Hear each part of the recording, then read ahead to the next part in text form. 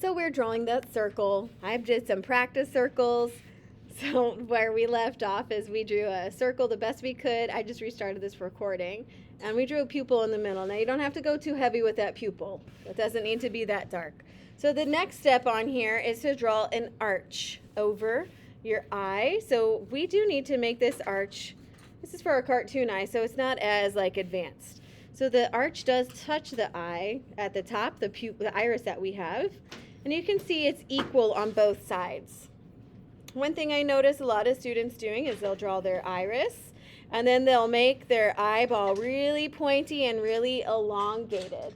There is a difference in these arches that we have. It looks like an upside down U. And it is the same distance from both sides of the iris. This is how I check it. I take the tip of my pencil and I use my thumb to see just about how far that is. And I can also see on this that those two bottoms of that curve touch this line right here. So it's pretty straight. It does go below the iris if I want to be exact. Now, as you can see on this picture, we have like a little dovetail or a beak, it looks like. That's your tear duct. Here, Caleb, you can use this pencil. I got one for you. Okay. So this has a weird curve, and a lot of people make that curve do this, where it's too far of a dip. It's not that big of a dip. It does curve down, and then the shape of the eye, it goes up, and then it wraps around the bottom, and this curves up a little bit higher. Now my sides of the eye are not pointy, they are rounded. I'm going to work on fixing this. You sure can, thank you for asking. I thought that mine looked too like funky and curved. So it's just a very subtle curve.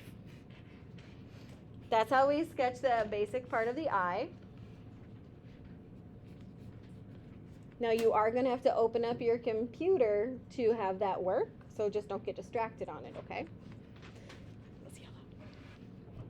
All right. Then we got to draw an arch above it. You have to open your computer. Yes, I'm telling you to do that. Oh, no, it works without it? Okay, good. Sometimes people have to open it. Thank you for letting me know. Yep, right here.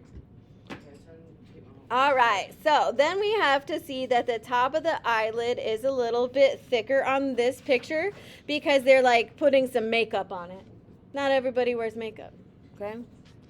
So it's just a little bit thicker right here because it also represents that eyeshadow, not the eye is creating a shadow from your eyelid. It's not makeup. It's creating casting a shadow. That eyelid is thicker up here. So I am adding a little bit of shading now going down over that. And there's also, as you can see, a little curve right here that represents where that tear duct is. And I'm going to draw something like that on this side too, on the right-hand side, because that's in the picture. Right here and here. All right, now, before I do anything else, I need to erase some of those extra lines that I added in there that are not necessary. There we go. So the next thing I'm going to have you guys practice is doing some eyelashes. Eyelashes, when a lot of people draw them, they make them look like SpongeBob, where they have all those lines going around like a happy little sun. That's SpongeBob's eye. All right. Eyelashes are curvy, and they're also, some of them do stick straight up. They're very light, and they're not very long. So you are going to practice doing some of those curves on the side, get a little warmed up. It's kind of like doing a check mark when you push down hard, and then you strike the page and you curve your line. So I'm going to do just a few of those. This picture right here is really cartoony, so those eyelashes look really fake. So I'm going to show you how they make them look that way. The eyelashes are going to curve out this way, so we're going to do one, and now it's thicker at the bottom. It's almost like a really pointy triangle, like this. Hi. Hey, I'm recording a video. Sorry. That's okay, I'm just letting you know before, we spill tea or anything. I was going to spill tea, but I'll tell you about it later. I got to go though. Bye. Okay, bye. I knew it. I think I know what it's about, too.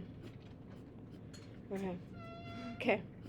So drawing my curved eyelashes, and then you can see that I'm in a way making a pointy triangle there. It's not to say that your eyelashes are pointy, but your eyelashes collect and gather and clump up on each other sometimes. So that's why it looks like that, especially if you wear mascara. They clump together. Now this one here also has some eyelashes on the bottom. Now if you see the eyelashes on the bottom, they're shorter. They're not as long and they are lighter. Let me zoom in and show you that. I definitely did not press down as hard. I made them curved very lightly and they get really small. Now this example does not show any of the other bottom eyelashes, but they would curve in the other direction and they would also be very light. Imagine having really thick eyelashes by your tear duct. That would stab your eye constantly in there. You know how painful it is just to get a regular eyelash in there, right? So also if we were to continue making this realistic, you would have eyelashes curving out in the opposite direction as well, and they'd be light. I just have to show some realism in here. So the next thing that we're going to do is add some shadow. And because the eye is not completely solid, so I'm just doing a little bit of shading. Because the eye is not completely light. Thank you. That was nice of you to give me a snicker. Now, get your work done. Can't even be mad. Oh no, I need you to go back down and sit and focus. Thank you for this, the warhead. Please stay in your seat. Do not get up again. He's teasing on me right now. All right, so we are also going to be using blending stubs. You guys should have some blending stubs in your little buckets, but I don't think everybody does. So I have some more up here, and I'll put up in my rainbow drawer so you guys can grab some more. Or you could use a paper towel. I just wanted to get out of a seat. All right, so I'm going to take my blending from the top of the eyelid, and I'm going to smear that around really lightly. You don't sharpen them. They're paper. What? It's all paper. Rolled up paper. I think I need to put more in there, huh? Yeah. Those ones are nasty. They all are. Yep, here's some new ones. What? There's also some shading. What are these? I'm showing you on the video that I am making. What video? This is a recording, Caleb. I mentioned that at the beginning of class. This is a recording of Miss Bill. Yeah, that's right, buddy. It's not doing anything. You have to draw first. What? I really hope that people are listening to this right now and vote for people that give educators more money. Okay? So, the reason why I was able to blend, by the way, Caleb, not just to not tell you what, again, we're doing, is I'm using a 2B pencil and it has a lot of graphite on it, so I'm able to put that darkness down, and then I pulled that shadow down from the graphite, because this is just paper. So have you guys ever smeared things with your fingers like this? That grease is going to eventually on expensive paper wear away at your paper. Also, it just makes it look kind of sloppy. At least when we do this, we have more control. So now what I'm going to do is they have a little area that's marked out for the reflection in the eyeball. It's like a half circle, weird blob shaped thing.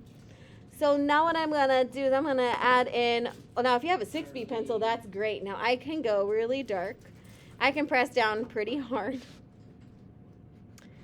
Thank you for being a witness to this.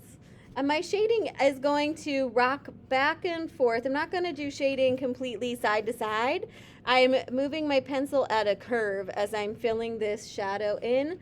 When you draw your lines slightly curved, it's going to give the illusion that the object that you're drawing on is slightly rounded and curved.